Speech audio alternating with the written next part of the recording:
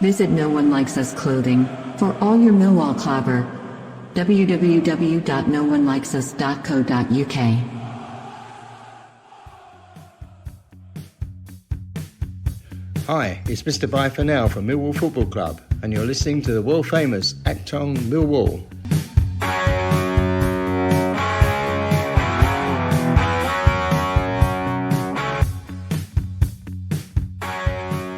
Hello, dear listeners. Welcome to Achtung Millwall. My name is Nick Hart in the much calmer surrounds today after quite a manic live show, what turned into a live show yesterday. I just want to say thank you before we start today's episode to everyone who took part in what was a very impromptu live show. I quite enjoyed it in the end, but it was totally unplanned and unstructured. And hopefully it didn't show too much, but it probably did show quite a bit. I've edited out a podcast version of it today, so hopefully you'll hear it at its very best on the Acast link. Joining me this afternoon was a pre-arranged appointment, really. It's Mr. Harry Warren. How are you, H? I'm all right. I feel like I feel like yesterday I used some of my best material, so I feel like I'm a comedian that's not quite doing what they used to do. They're playing smaller and smaller venues. It was a strange experience. It was an odd mixture of fear mixed with exhilaration, actually. It must be like what it is to play a gig or something, you know, when you stand up in front of an audience. The main difference being I had no material to work with to start off with. It's very much freeform jazz. Freeform jazz, yeah. I was actually began a test call, which I didn't realise would attract an audience, listeners. But anyway, thank you to everyone that did join in. Neil and I are going to give it another go. Learned a lot of lessons out of the freeform jazz of last night. Not least is to have some form of structure to your show and to pick and choose very tightly who speaks and not to have too many voices going at once, which is a rapid learning experience for me on the Twitter Spaces app, which is quite good. I've never come across Twitter Spaces before. I've seen other people do it, but I didn't really know what happened on there. But it seemed to attract a lot of interest, and I'll certainly give it another go. Did you enjoy yourself going on it? Yeah, I thought it was okay. I've seen other people use them. I've dropped into a couple every now and then. Some of them.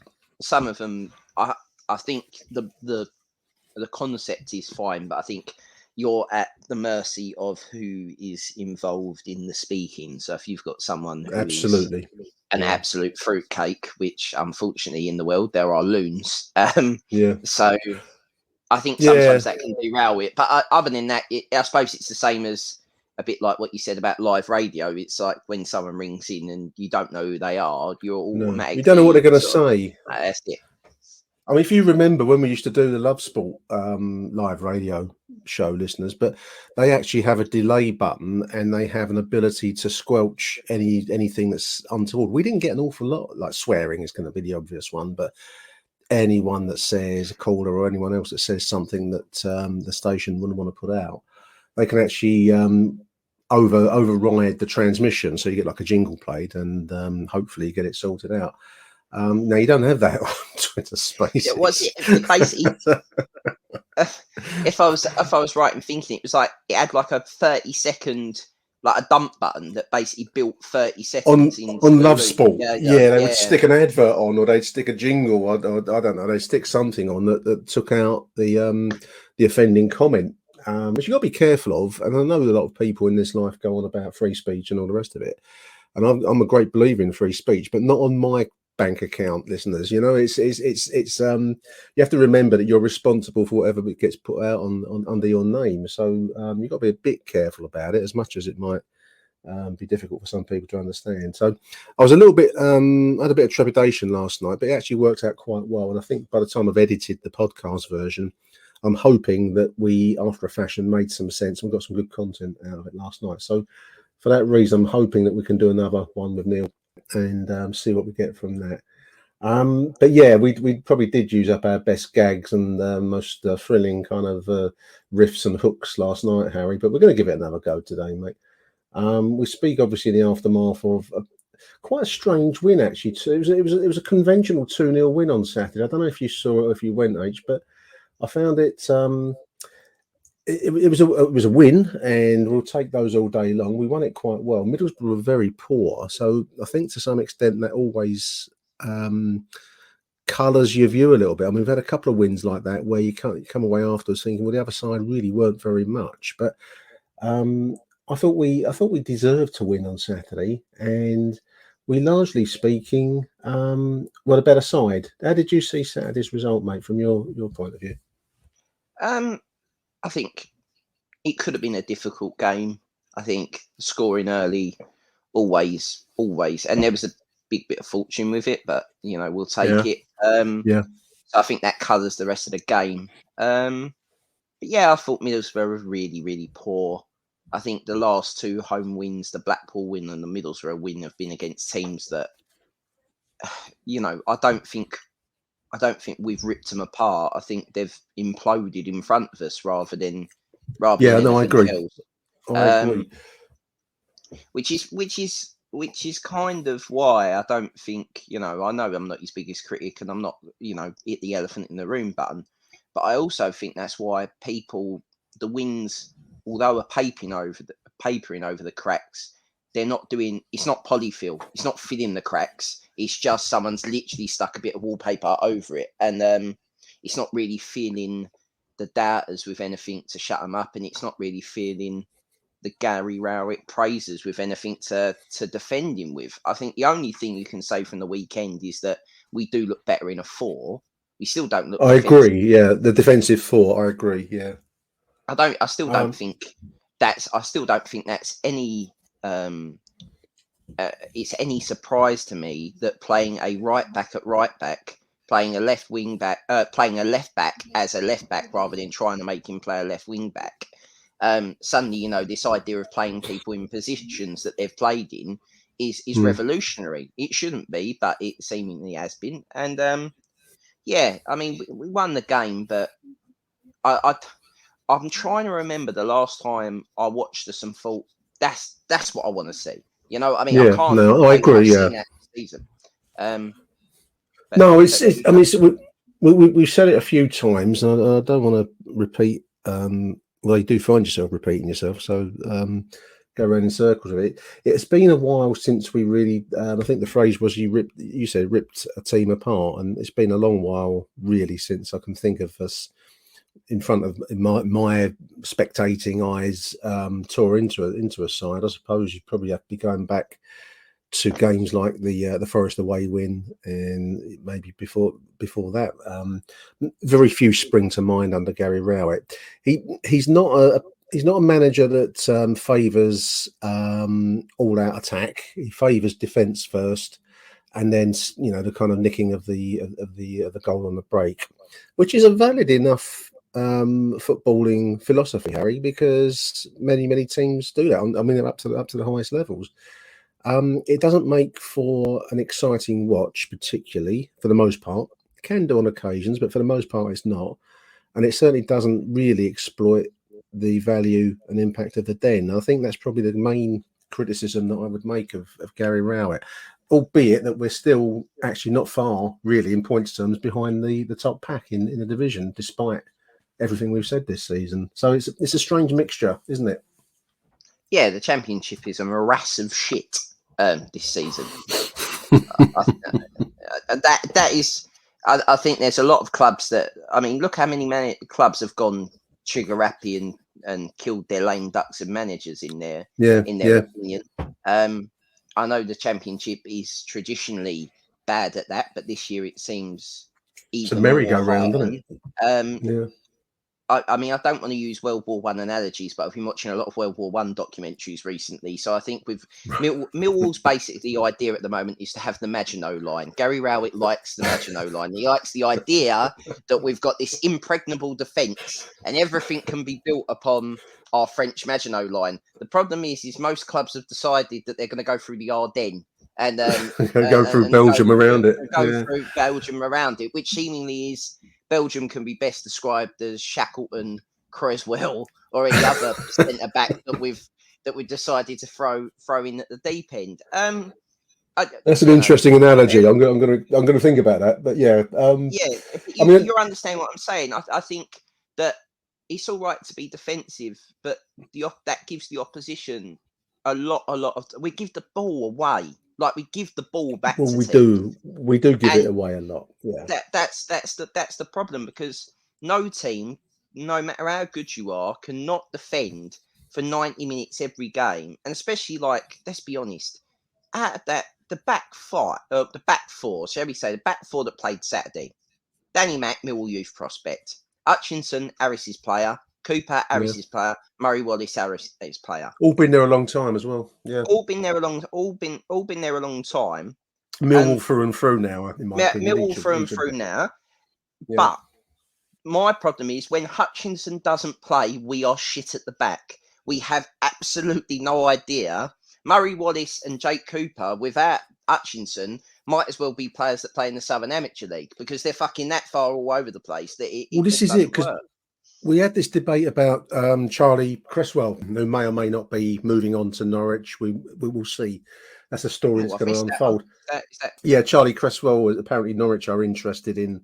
I imagine this will come in the January window, because he's on loan. I don't know what the deal is with the loan contract, but the story was that Cresswell obviously didn't play at the weekend. He wasn't even in the 18-man squad. And there's a story on the. I think it was one of the Millwall websites about Norwich being interested in him, and Gary Rowett saying how it doesn't surprise him. There we are. It's on the Richard Corley story on the London News Online, saying how Norwich are potentially interested. So we'll see how that turns out. But I do agree with you. I do agree with you about the lack of organisational skill in the defence. He's looked very fragile all season. I'm not sure that Cresswell brings anything to that. I mean, you know, if you were to take Hutch out or Jake or Murray, I suppose, I don't know.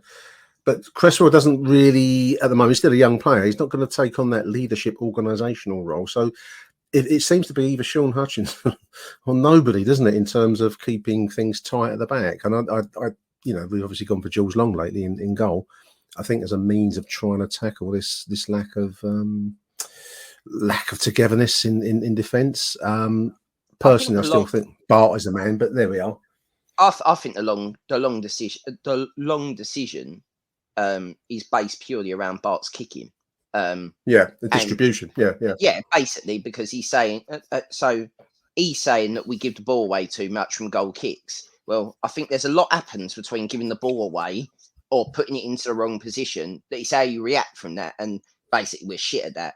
Long is a fine goalkeeper, but he's no Bart, and that's my thing. Bart, you know, we didn't get promoted the first season we were in this division because we had a shit goalkeeper. The side, Jordan Archer, yeah. The side that finished that first season, Jordan Archer, go back, cost us 12 points. Now, I'm not saying he cost us 12 points because he's Jordan Archer. It was 12 points worth of clangers. And I'm not saying George Long's there, but he might lose you 5 points compared to Bart, who might save those 5 points. And in this particular season, for me, this is going to be so tight. The problem is it doesn't suit us this season. I said before the season that this was what I expected to happen. I thought we'd start slow. We'd maybe start to pick up momentum just as they fuck off to the World Cup. And then when we come back, we're going to start slow again because that's what we do. And that's unfortunate. But we knew what the season was going to be like. We touched on it last night. We're missing a right winger. So the side doesn't look settled, doesn't look balanced. But it's no surprise to me that it doesn't look settled, it doesn't look balanced. But despite that, as you said, we're not a million miles off the playoffs. But there will be 8, 9, 10 teams thinking exactly the same as what we're sitting. Their fans will be having the same conversations as us. Is their manager shit? Is the squad shit? And how are they, even though they're playing badly, how are they so close to the playoffs? Because everyone is close to the playoffs and everyone's close to relegation champ at the moment. Yeah, I mean, we were talking at some length last night about this Gary Rowett to West Bromwich Albion. I don't know if it's a rumour, really. I think some people just think it would be a good logical link up. Whether it's actually going to happen. It seems to start that stuff kind of like someone with a few thousand Twitter followers might like chuck that out And suddenly all it takes is for somebody else to retweet that with a bit of credence and a bit of clout. And then all of a sudden it becomes like that is what is happening. And that's a very modern way of dealing with that's a very modern version of journalism. So for all the aspiring journalists that hang around the Millwall scene, that's not really how it's done. Maybe ask Aaron how you get sources. How you do it? Well, you need sources. You need reliable. You be able to speak in confidence to people, and they need to trust you. So all of those attributes often don't come to someone that's just set up a Twitter account, called it, I don't know, football league scene or something. I hope there isn't one called that, because I just try to make one up that it doesn't exist, so I don't libel anybody. But then publish whatever you like. It seems to be football source. Football sauce. Only spell it SAUCE. Yeah, HP. exactly. Football HP. I don't know. Yeah. Daddy but there's sauce. A lot of them about. People seem to get great pleasure out of concocting. I mean, I fell for it last week, listeners. I've confessed my sins on this. Only strangely enough, I fell for an internet meme saying that Steve Bruce had been sacked, and it was a troll account. So I put my hand up to it because I just bought it at face value. But it only preempted the truth by about 2 days. It wasn't that far away in actual fact. But I mean, I don't know. There's a lot of it around. We'll see on the Gary Rowett to West Brom thing, because I mean, Aaron came on the call last night. Harry didn't, and said that Carlos Cordoran, I can't remember the chap's name. Yeah, the ex something like that. Yeah. Carlos Cordoran, I think Cordoran. They're in conversations with him, so maybe that will come to pass. Maybe Gary Rowett will remain at Millwall, and maybe we'll carry on in this loveless marriage. Yeah, this is. We are literally staying together for the kids. It's Dear Deirdre letter level, isn't it? Shit, isn't it? You know what? Oh dear. You know what? And it is. On a wider Millwall supporting why you support Millwall, why you go Millwall level, putting the football aside for a minute. I know there are the chaps that go away, they have the beer, they go on the train, they enjoy themselves, right? But fuck me, you've got to be committed to go to Millwall away. Like you can see that the tendencies are just dropping off. Like the away, what was it the other night? 200 away the night. But we've won one game, and now everyone's going Bristol City. But I think that's I was just going to say that, because I mean, I got to get into my head. I thought, I might go down Bristol, get a ticket, and but then the reality hits you like a fucking slap in the face and goes, "What the fuck am I doing?" I probably won't, listeners. I don't, I'm talking big, but I probably won't go anywhere at all. So it just don't really work for me at the moment. But they're having to get another batch of 300 tickets in, so they must have sold a lot. Well, they've sold their allocation and got another 300 tickets off of Bristol City. Now, everyone knows, listening to this show, anyone that's been around Millwall for any length of time knows that Bristol City away is a tasty fixture. So, I mean, it will attract probably a fair amount of interest, because everyone's going to want to go for a nice day out. It's not far. It's only an hour and a half on the train to get to Bristol, and all the rest of it, which we won't dwell on because we're not that kind of show. But yeah, I mean, there is a fair number going down there, Harry. Despite it all, despite the angst of the season, I mean, they're having to get another 300 tickets in. So the loyalty of the Millwall fan base is incredible, in my opinion. It is. It's a shocking indictment of our mental health services, isn't it? Fucking, they need 300 more tickets. But no. Anyway, there we are. I am surprised that 300 people have decided, off the back of a win and an half decent second half performance against the Barnsley team. Well, that's an extra 300. That's on top of the initial allocation, which I don't know what that would have been. Yeah, but I don't know when they would have bought them. Like, do you know what I mean? I don't know, because I don't know when they've been on sale since. But people are going for the day out. I mean, other people I know. I've heard 3 or 4 people tell me that they've wished, like, that basically if they could go and someone had a dodgy stick, they'd stay in the fucking pub they were in and watch it in the pub, because they can't be bothered to go to fucking watch it. And to be honest, I totally understand why, because it has been shit. But I think like I'll be honest, the last away game I went to was Peterborough away last season, because I just cannot commit. Like, and I used to go away. I used to probably do 10 games a season average, maybe sometimes more, depending if we were doing well or not, right? Yeah. I just can't. Like, it's fucking bad enough watching it at the Den. I don't want to have to spend 3 hours getting there before I fucking realise it's shit. I know it's shit. I know what it's going to be like before we go. You know, it'll be nil at half time. Yeah. Everyone going down. It'll be nil at half time, or and it'll be decided. Oh, we'll be losing. It'll be 1-0 down. Yeah. But well done, everyone. I mean, I don't know what the numbers are. I've, like I said, I just looked at the Mill tickets fee just before Harry and I started speaking today, and they just asked for an extra batch of 300. I'm going to guess that's got to take us close to the 1,000 mark. I reckon you must have had 500 in the initial allocation. I reckon probably about 800 of us are going. Yeah, so they'll be pushing towards 1,000-ish Millwall fans going down there, which I think is hats off, Tom. Plus those that we've mentioned a few times, those that went up to Rotherham and at Blackburn with nothing really for their efforts, really. So yeah, well done. Achtung, Millwall. I'm just looking at an interview. This is from the London News again, Harry. Gary Rowett is targeting staying in the Championship pack, chasing pack. He says, we haven't got the budget or the infrastructure, Harry Warren, to be greedy enough to say we should be in the top two. That's not something we should say. We don't have the money to be challenging at the top two. That's not to say we don't want to get somewhere close, but I don't think we should be saying that. What we should be saying is that we want to be challenging for that top six again with a fair wind and a few people in form, which I think, in fairness to him, is a fair point, because there's been a few that have been badly off the pace since the start of the season. It's about 10%. There's about 10% of that statement so far that has any credence. The rest is Gary Rowett bollocks. He goes on and says, he says it's a marathon, not a sprint, and he's hoping he won't cramp up like he did in the recent London Marathon. I don't know. I mean, I think we have. I'm going to try. Last night doing the live stream listen, I tried to be balanced because that's the kind of bloke I am, Harry. We have recruited. Mate. I watched the question time, Prime Minister's question. I mean, God help the country is all I can say on any front. But yeah, I mean, we've recruited quite well. I mean, we've mentioned last night. I'm going to mention them again now because I really like the look of Zian Fleming. Already our top scorer, 4 goals now, overturning Charlie Cresswell. £20 million is being touted. I saw on another podcast, not of a Millwall podcast, of a Championship podcast, already talking about what value he could go for. If he keeps scoring goals, and I can see no reason, because he's willing to take shots from unusual angles, distance.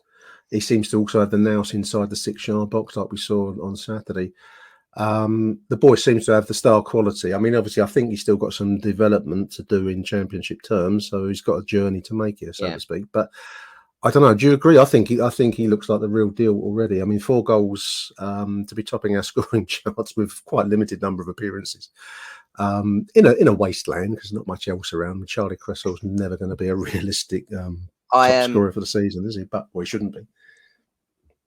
This is just another one of the Millwall's what could have been, isn't it? If we had gambled on him and managed to pay, we paid 1.7 for him. So I'm assuming that when we went for him in January, or as we rumouredly did, I'm assuming they wanted more because they wanted to stay in the division. Now, I don't know how deep our pockets are, and I don't know what the deals would have been, but I am almost certain that if we had Zion Fleming at the end of last season, we'd have got over the line. I am almost certain. Well, we'd have scored goals that weren't coming otherwise. The difference is with Zion Fleming, his physical attributes. He's quite tall.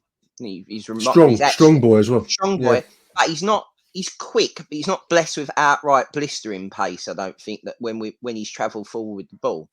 But what he is he's mentally just that level quicker than everyone else. He's quick. Like he's mental, a bit like Teddy Sheringham. Teddy Sheringham wasn't blessed with pace, but he was a yard faster than everyone else in his head, and that's how he become a top level football player and had the career that he did.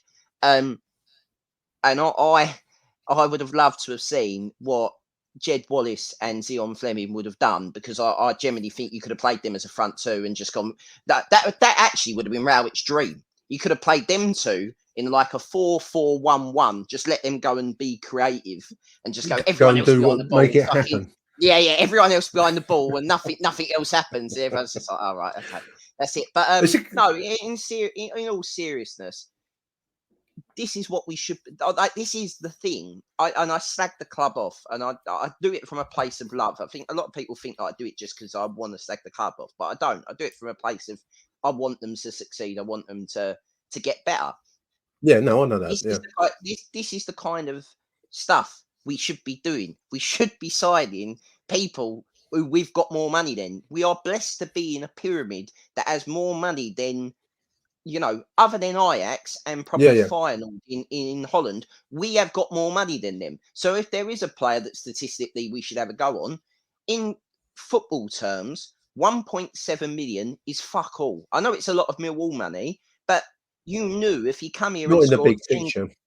No, if he come here and scored 10 goals, you were going to get that back anyway.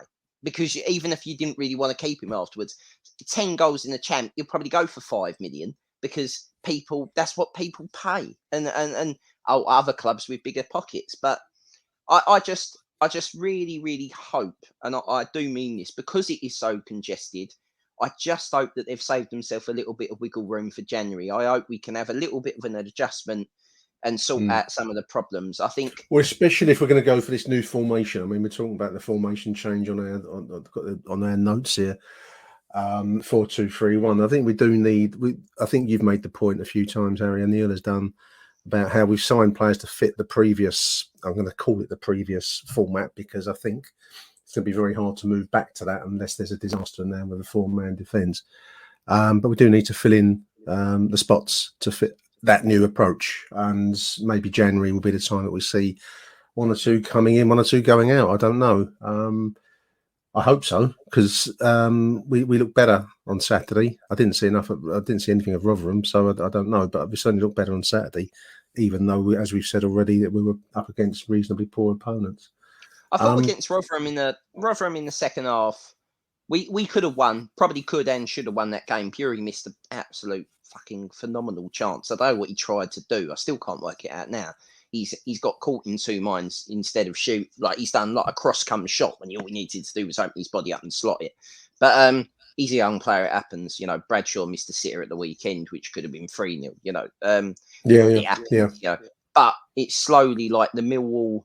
We're like a very cold. Sometimes I feel like we're a cold engine, like old-fashioned steam engine that needs maintenance. Choke. And put a choke out. We need you need like the firemen to come round in the morning and oil fucking Thomas's wheels and get us going. And once we get going, we're all right. But it just takes us fucking so long. Like, you look at the points. So already you look at the points we've dropped. Rotherham's probably 2 points dropped. You think about, we have won games earlier on in the season, so I suppose it swings and roundabouts. But now you shorten. I don't know how many games we played. We played 12 games now, have we? 13 games. But games. Equally, so you shorten the season to a 33-game season to have a like. Do you know what I mean? Like, you're automatically shortening it by how long you take to get going. And I know it counts the same, and I know there's other clubs that will say the same. But we do the same thing. It's just so Millwall traits. Like, now. And this is probably half the reason people are going. They've gone, oh, we've picked up a draw and we've picked up a win. If we can win at Bristol and get the monkey, if we can get 3 points. Yeah. Well, to be honest, I'm just looking at the league table as we're talking. Put it on the phone here. Millwall in 14th at the moment. Listeners, on 17 points. Going to ignore those behind us. We're only 1 or 2 points behind us, down to Blackpool on 15 in 19th position. But anyway, we're going to look upwards. So we're on 17. As a song about that. So the 3 points up to 20 points. I mean, Blackburn are in 7th position, having played 1 game extra on 14 games played on 21 points. So 3 points covers the bulk of the division looking up, and a fair chunk of it looking down as well, but we won't dwell on that. It's a very tightly packed start. I mean, 13 games in, Blackburn on 14. They've won 7. I mean, we got beat up there, which again is another game where I think John, who went up there and said, John Shipman said it was there for the taking at half time and we didn't take it. But they've won 7, lost 7. So, there's a lot of teams that are much of a muchness, Harry. So I think I'm very trying to stumble towards, very slowly stumbling towards, is that Gary Rowett does have a point that if we can stay in touch with the pack, the leading pack, and maybe get into 2023, make some signings, maybe someone to work up top or wherever other positions we think we might not need to be filled in. That it's not out of the question. It's the Millwall optimism, isn't it? It's just I'm gonna be the yang. I'm gonna be the yang to your yin now. I'm going to tell you now, there is no way Millwall are signing another striker in fucking January. I'm sorry to inform everyone right Kevin Keegan style with David Ginola. Yeah. Because look, we've got Benica Fumble. We've got I can't have him now. Honestly, I know he scored goals last season, but I just think he's fucking awful this season. He's been really bad, and he gets picked, and I have no idea how. I don't understand. It's annoying me that he gets picked to play as a centre forward when Vlogslammer's flogging. Well, I was just going to mention Vogelsam. I was going to mention him. I mean, again, there's both Fleming and Vogelsam, because they come from a continental footballing culture, put a lot of time in on the training ground, and there's a jokey kind of piece in, I think it was both of the News at Den and London News, about them having to be dragged off the training ground, which it's a good thing. This is what you want. You want your players putting the time in. I think it's more damning of the fucking rest of them that they're the last two out. Everyone else is going, I'm going to go and play golf. What are you going to do? I said, they want to get down that Sergey's restaurant they will go to. No, they don't go, Hamlet or whatever.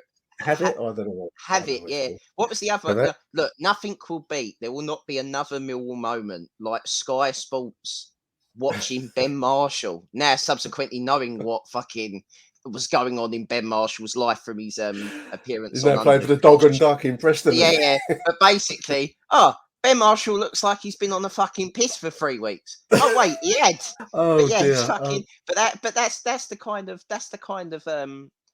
I want to get back. Maybe not the Ben Marshall going out every night, but I would like us to have more of a. I don't know how you're going to keep this bit in. You're going to have the libel around this, but basically, I'd like us to have a team spirit, and I don't really see it yet. There is a lot of change, so that doesn't help. But no. The few Millwall faces, I also want to shout out, and he gets a lot of shit. But the last 2, maybe 3 performances from Billy Mitchell have been very, very good. And I generally... I agree. I feel Saturday very sorry. Yeah. I feel very sorry for Billy Mitchell, because I think he's getting all of the because he's a Millwall fan, he's got to be the best player bollocks that seems to come with being a Millwall supporter playing in a Millwall side. Yes, we all would love to play for Millwall, but we're all shit. That's why we're not professional football players. So that's you can trace that from John Marquis. You can trace that through Ben Thompson. Sid Nelson, in fairness to him, they'll carry his weight, don't they?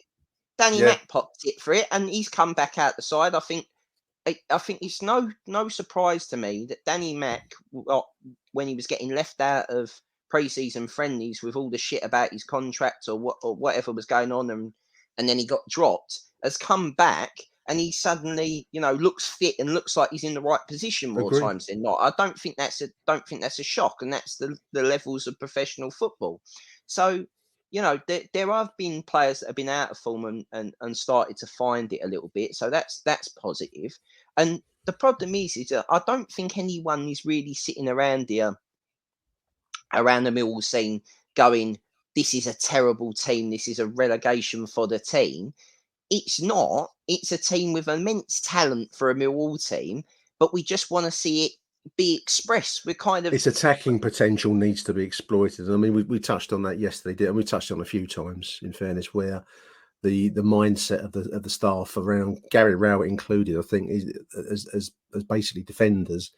We just need to find more imagination going forwards. Now, whether that's coaching, whether that's support of some sort, I don't know. Don't ask me, but we do have some good players going forwards, but we don't really use them or exploit them to the maximum at the moment. Things may change. True. I feel like the tactical meetings in Calmont Road and the Den when they get sat down, it's like something out of 1984. It's like they turn around and go, But Mr. Rowett, we want to go forward. You, Murray Wallace, number 3, you will not pass the ball forward. You will turn back 4 times. Well, there's an interesting piece on News at Den. Actually, there's an interview with Sean Hutchinson, and he's praising the back 4. And I find this quite interesting. Sean Hutchinson is club captain. Is the lead headline. Mill captain Hutchinson says we've given very little away since we've gone to a back 4. 2 clean games. sheet against Bath. But the players must be happy with it. Must be happier with it. I mean, what I'm reading into that is it's a hint, isn't it? You know, that this is the way that we're going to play our best football. Is how we're going to be the most secure in a season where we've looked very fragile defensively. The best. This is the thing, right? Hutchinson is a very, very good leader. His legs might be slightly going, but he has worked out how to play with that. He makes Jake Cooper from a fucking bumbling 6'7" monster into a probably top 4 championship defender. That's what he does. So he automatically adds value to the side because he makes Cooper a better player. Cooper being half decent helps Murray Wallace out because Murray Wallace now, seemingly in the last 2 games, has known where he should be or has started to slightly come across a little bit. What I get from that is that they don't maybe rate one of the other centre-backs that's been playing. Now, possible. That's easy for me to jump to the conclusion of, you know, a split across the back 4. But those 3 stalwarts of last season, and probably including Danny Mack as well, but the 3 centre-backs of Murray Wallace, Jake Cooper and Hutchinson, they have been great servants to the club. They're reliable, and I don't think it's anything. I don't think it's surprising that as soon as they feel comfortable, suddenly we look more secure, more solid. Like it's not thing. The problem is does that make us less attackingly fluid? But I don't think we were attackingly fluid with a 5. So therefore, if you're not really attacking teams in a 5 and you're leaking goals, there's no point in playing a 5. So it's answered its own question of why we've gone to a 4. It's interesting. I'm just looking at the article. It's on News at Den, listeners. So do have a read of it. See if you read these paragraphs in the way that I read them. I'm a terrible one. I used to go. I read people's emails in certain voices. Almost play these emails in my head as little mini dramas Nick's radio plays. Yeah, that's right. And I get the right arse with people because I read it in a sarcastic tone, you know, and stuff like that. Anyway, see what you make of this because I'm reading it in that fashion in my head. Nick's this is coming out. This is all loaded messaging here, listeners. This is Sean Hutchinson speaking to New Zealand. Wins at the Den haven't been that hard to come by. Results have been decent, but it's just the fact we kept a clean sheet on Saturday, and we looked solid. We gave them very little, and that was really encouraging. We weren't playing all that great in that formation. They've put in brackets 5 at the back. That formation. It's not to say we'll never go back to it, but sometimes you need a little change to get everyone refreshed and a few different ideas. We've given very little away in the last 2 games. I'm sure the gaffer is positive about that. Now, the way I'm reading that, I've got my little voices going in my head as a little drama. There's a big message going on there to Gary Rowett that the squad favour the back 4. They feel happier with it. Sean Hutchinson is saying, don't go back to it, Gary Rowett, Mr. Rowett, because we're happy with it. And we've got better form, better results, and that's the way to go.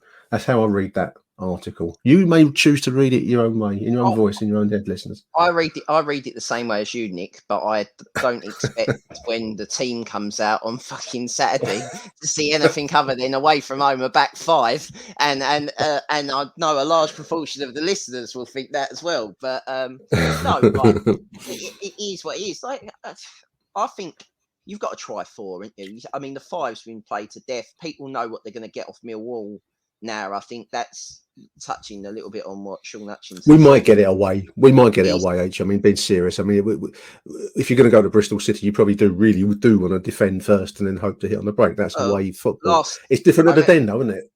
It is different at the Den, but we're winning at the Den, and I think that, you know, without being funny or anything, he needs a fucking away win. He really does. Like, we can't win every game. I know we've already lost one to Reading, but we can't go and win the rest of our fucking home games and hope that's going to be enough to get us into the playoffs. You know, that would be asking for. I know we've always had a particularly good home record. Once the Football League record, obviously famously, of course, but you can't. Yeah. You can't base a whole entire season's promotion campaign because to get in the playoffs, the idea is to get in the playoffs and win them, by the way, ladies and gentlemen. The idea isn't just to get to the playoffs and say we've done all right. Yeah. That's the first stage. I know we've never really talked past this because we don't get to that stage to even have a conversation. We never get in them. Fucking hell. Achtung, Millwall. What is it? 4 games till the World Cup? 4 games? About another. It must be about 4 or 5 games to go till the World Cup break, which at the end, it's mid November, really, isn't it? When we break for the World Cup, yeah, and then come back in December. We're gonna have great fixtures while we're away. We got Harambe. Are we going away to Harambe? Are we, or are we at home to Harambe? I'll be at home to Bromby. Bromby. Sorry, I've got the. They'll come to us. Not Bromley. Bromby. Fucking that Millwall fixture, man. Literally, we probably will play Bromley. Yeah, we'll play Bromley. No, we. I mean, it is funny that Millwall could have gone to any kind of. I suppose you can't. Normally, you go to the Middle East, but you can't go to the Middle East for like. Well, they don't want us out there. Well, it's also the fact that it's every single country around Qatar is being used as some kind of hotel staging post on your. It's like the Three Kings turning up at Bethlehem. Like that is the way how it's been made to seem by me. Everything that I've heard about this World Cup is fucking dreadful, but probably for another show. But it just sounds awful. I was looking at I'm a total tangent. I haven't included this, but they showed fan accommodation. I don't know if it was in Qatar. I think it might have been, but it looked like my dad's pictures when he was in the army in Egypt. You know, it looked like that's that camp. Yeah. Yeah, it's like a desert with tents set up there. Yeah. I mean, the old man was in the army out there. Well, that's what you got stuck into. You didn't choose to go there to watch football, but that's what people are having to possibly stay in. I admit that I subscribe to The Athletic and I maybe read one article a week on their long reads rather than anything else. But, you know, it's very good, I've been told. But the fact that what they were saying about, like, that in the entire country, like, to get this in, you can't bring alcohol in. There is no off sales. You have to be at a licensed premises. You can't go in the supermarket and pick up 40 cans of Foster's or the local version of Foster's. So what you're saying is you're going to pay an extortionate amount of money to go to basically a World War II desert rats experience. Yeah, 1952 Sinai desert, like my to then go to the grounds, right? And this is another kicker that I've found out. It's not going to be shown on telly in most hotels because they can't afford it. And also FIFA have booked 80% of the hotels within Qatar for their delegates and whatever. And those hotels happen to be the places that are legally allowed to sell alcohol. You're looking at £15 a pint of Budweiser or Heineken. And if you can get an happy hour, it only takes it down to about £8. Then the fan parks, they're £80 to get into the fan park. And then they're not going to sell drink until midway through the second game. So you're not going to be able to go in there and watch 3 games. Like, it's not going to be free. So basically, if you're thinking of going, fuck it off. Put your money aside and, I don't know, maybe sponsor. Yeah, have a decent. Yeah, I don't know. Watch it and I'd say have a decent holiday. I think that's probably what I'd do. But I was really fascinated by these images of the fan park. It just reminded me of my dad's army experiences. But there we are. I mean, the question is with all that is like, how have we got to a point? Like, and it is a wider football issue in the sense that. Look at the Saudis at Newcastle. That Bowley who's fucking making noise at Chelsea about it's madness that we don't fly this brand around the world and whatever. And it goes back that this is what we're up against when we talk about trying to get to the playoffs and whatever. We're talking about global conglomerates and states basically running football clubs. And then we've got our nice little American who sort of bought this club for a reason. Well, we're very lucky. We're very lucky. I mean, I sometimes think I can't believe how lucky we are, really, to have John Berylson because you don't have to look far, you know. And I know we take the piss out of places like Charlton and you know, other clubs like it. But you're right, Harry. Rightly so. But you know what I mean, in terms of ownership issues and all the other stuff that none of us want. We are amazingly lucky. I don't know sometimes. I mean, Millwall's not been a lucky club, particularly over the course of its history, but Jesus Christ, we did get lucky getting John Barrelson in, because he runs it exactly as we would hope a benevolent owner would manage us. But no, I mean, I think football generally, I mean, you're asking about the World Cup. I mean, World Cups, because the 2018 was in Russia, wasn't it? And now look at that. Now you got Qatar, which was... That's Putin's next play, by the way. Putin's next play is to take over Millwall after he's been booted off the world stage. It's to come and sump his money into Millwall. It's money, and it's. I mean, I think the general state of football is a podcast in its own right, really. But my own view, and you know, politics is always one of these things where people start to line up like they're in a football match, where you've got your side, and then there's another side, and you've called each other names and all the rest of it. But it just strikes me that football is a great example of what happens when regulations are removed. Because everyone says regulation is bad, and it's, you know, you listen to government now, deregulation and let unleash the power of this, and let, you know, the Northern all powerhouse. And because regulation is a bad thing, and not being regulated apparently is some kind of good thing. We don't have to look very far, because all you got to do is look at football that we all love and follow, and you know, you see exactly where deregulation leads you, because you've got, as you said, you've got nation states rich on oil buying Manchester City, buying Newcastle, other companies and mega millionaires buying it. Okay, it's kind of a freedom, I suppose, if you've got the money, but it takes away something kind of valuable. I think should be valuable. Possibly, you know, football isn't meant to be the plaything of rich men. It should be still what it once was, which was a kind of a people's game of some sort. But that's what happens when you don't have any rules to say you can't do that. But that's called regulation, and we're all supposed to be against that now. So that's how you get.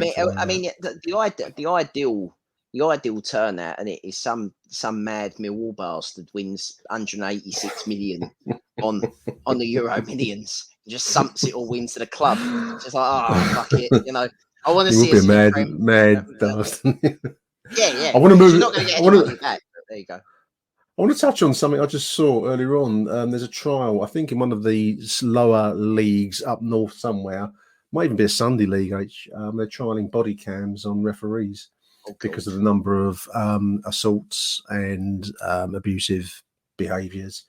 And I saw something the other day, and I can't think of who it was, but it was like an under sevens league, listeners, where the referee, I think it might have been a young kid, that got abused by one of the team managers, such as you have a manager in it. Thinking they're the latter day Jurgen Klopp or something, and he's don't know what's been said, but I you know, which I always find amazing anyway, that, you know, a kids event, people will get themselves so deluded that they think they really are the next Brian Clough or whatever. That's how people's minds work. It's unachieved. It's when I look at that. So, like, from my point of view, when I see people, I mean, we've all said stuff to a referee. I still play. I don't think I've lost my rag so far in the last 2 seasons, because I don't feel. I've watched people shout at referees at Millwall, and we don't get anything more. So no, I've tried. In fact, we get a reverse half the time. So I've always tried to go. I've always tried to be nice to a referee, and people might go, "You fucking crawler."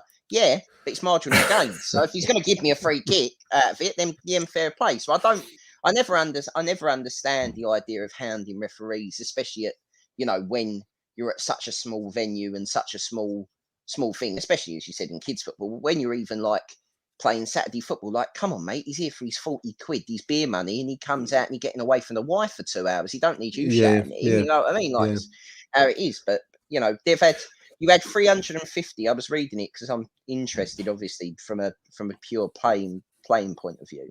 They've had 350 referees assaulted over the last 12 months. So, and that's a lot. And then also you had the one the other week with the kid. I don't know how old the ref was, but he got I think he had a broken nose, a fractured cheekbone, 2 He broken got badly ribs. bashed up. Yeah, Right, badly bashed but up. what I couldn't work out, Nick, is that like if you've given someone a right hander, all right, I suppose you could break their cheekbone and you could break their nose in one punch. You hit them right. But the fact that he's broke his ribs and whatever, he's hit him and he started kicking him and He no one started stopped kicking him. him. Right, and no one stopped him. No one from your team have gone fucking it. Like it can happen. Someone can dig someone and no one gets you in time. That's almost it's not defensible, but it's understandable that could happen. The speed with which things happen, though, Harry. I mean, speed. I think also there's a shock value. I'm not a violent man, listener, so I'm speaking from what I've seen rather than what I've ever done. But if something happens, it sometimes takes a few seconds for you to absorb what it is that you're seeing and to understand what it is that you're seeing. I don't know whether that applies in these situations that we talked about, but you're right. I mean, someone to take a slap, probably go down and then take a kicking while they're on the floor, because that's the only way you're going to get ribcage damage realistically. Maybe that can be done in a few seconds. Maybe it takes a while, a moment or two to react, but it does make you wonder what the team or those around the players in that game were doing. Who knows? We weren't there, but I just find it interesting that body cams are going to be trialed, and I can see this becoming a thing right up the scale, because there aren't assaults in a professional game, but there's certainly incidents that happen sometimes from time to time, and it always comes back to the question: who'd be a referee? I know Michael does it, but I take my hat off to him because I'm not sure I'd want to do it. Would you, H? Would you want to be a ref? You know what? I'll be totally honest with you. I think referees don't help themselves. I think the FA are absolute dinosaurs on what they need to do, and TV and media play a massive part in this. So let's take the weekend, right? So before VAR's going to save football. VAR's going to sort it all out. It's all going to be. We're not going to have these conversations anymore. VAR's going to solve everything. It's all mechanised now, electric. Right, that's it. Right, that has turned out to be absolute bollocks, because a lot of the rules in football are your interpretation of events, of what you interpret by your eyes as a camera that you have seen. Right, but in the MLS, and this is one of the few things I will say that American football does better than us, probably the only thing. After a game, they will come out and they are asked 4 questions that have been put together by the press pack, the panel, right? Game, okay, right? Yeah, and they will answer that. So if there's been 4 big incidents they want to talk, they get the referee's idea of what the referee was seeing at the time and how he interpreted it, right? This has lowered down the amount of time they spend talking about it, because they then know what the referee was thinking. They can disagree with it, but go, what can you say back to a referee gone, well, I thought he had a little pull at him in the real time, and that's what I saw, so I gave the free kick, right? What can you actually say for the next 2 hours on Sky Sports after the referees come out and said this? This all has a trickle-down effect afterwards, that if you stop handing top-level referees, you're going to stop handing. You're not going to have fucking Jimmy's dad on Sunday morning at 7 o'clock calling a referee a cunt from 4 yards away in front of 12 7-year-olds playing football, right?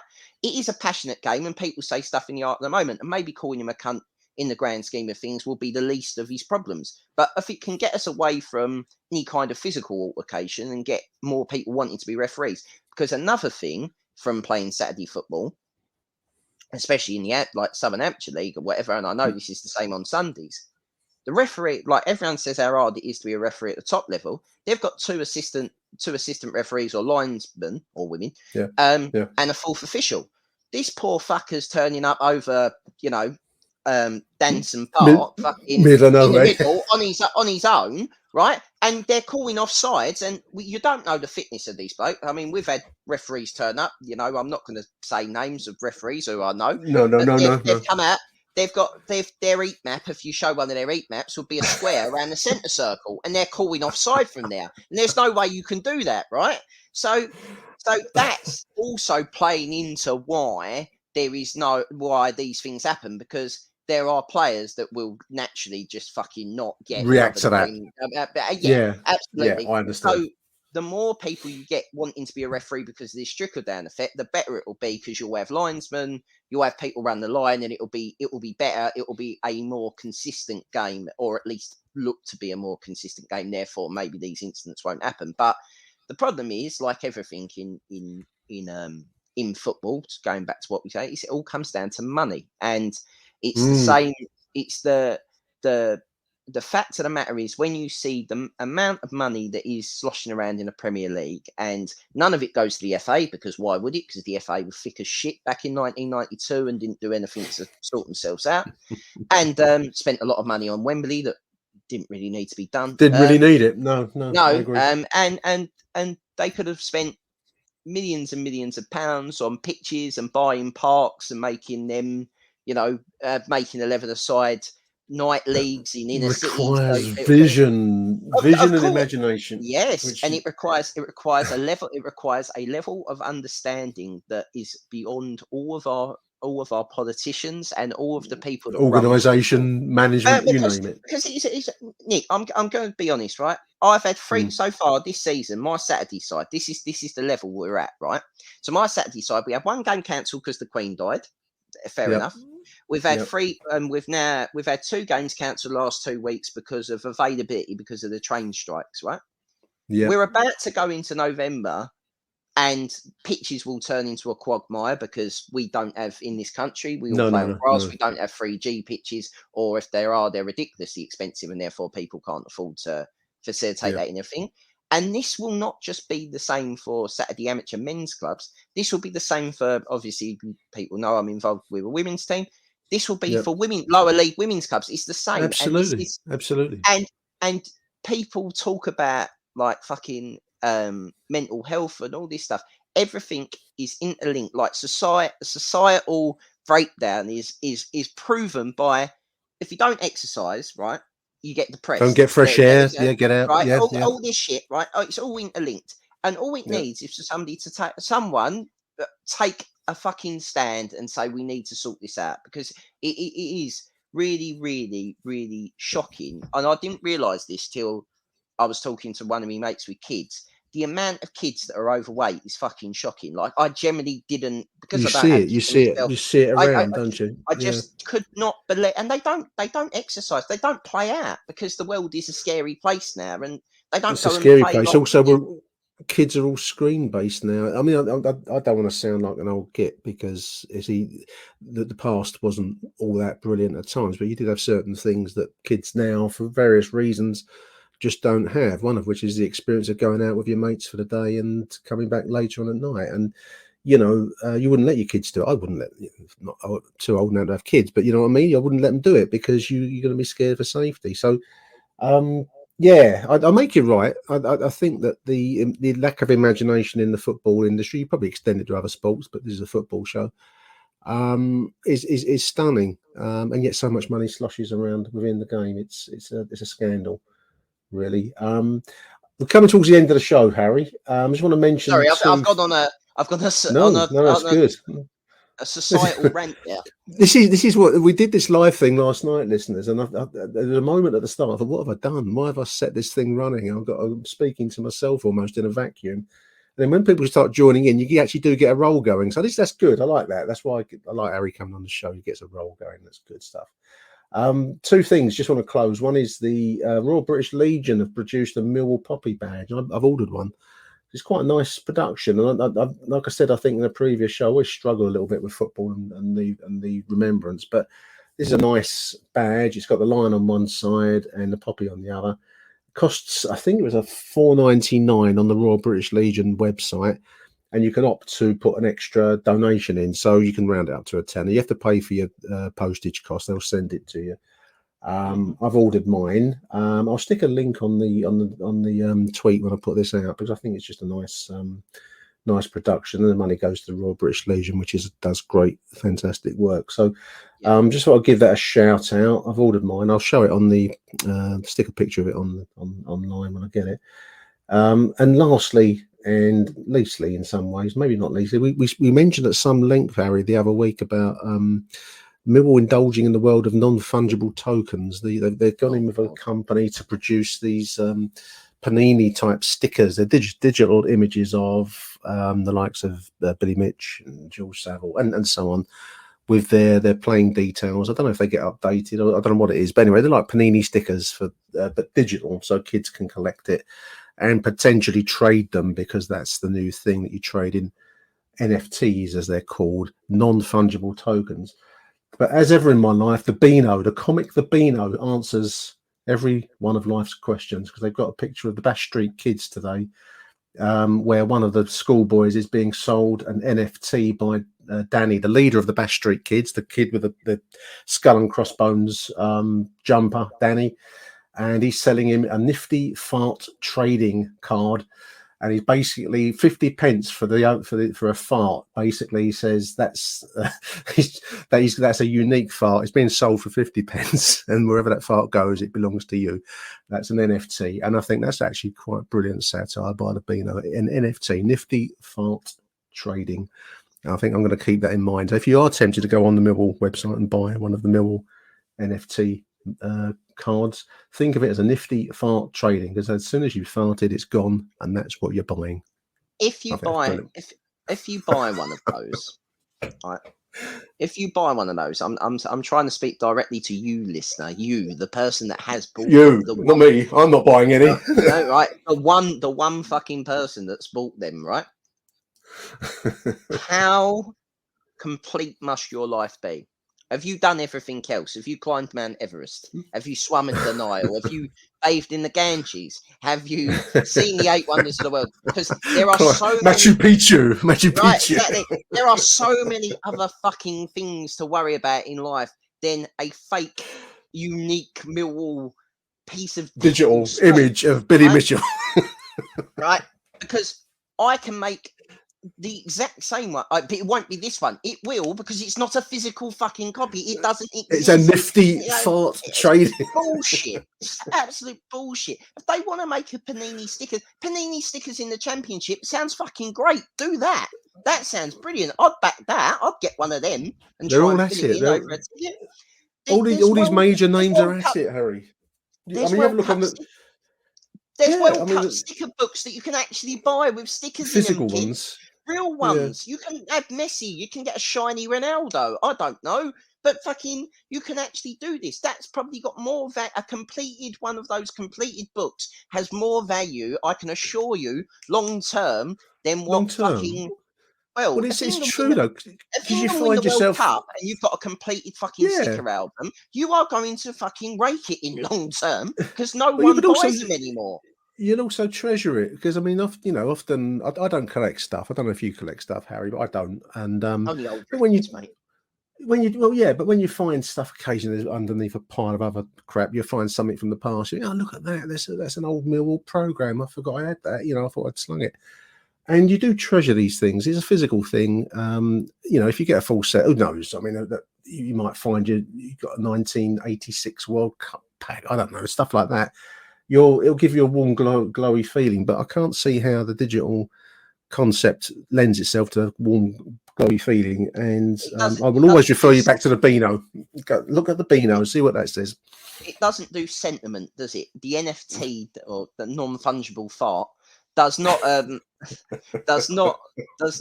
lend itself to be in any way does not lend itself to be any way romantic, any way sentimental, any kind of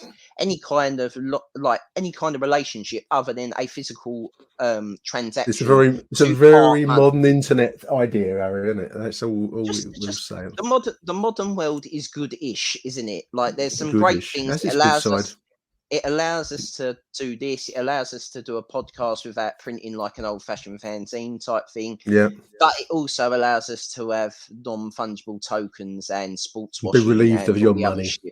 That's it. So go out and buy your Panini stickers, available at all good news agents. There's only about 4 news agents left that are independent. So good luck with that. There we are.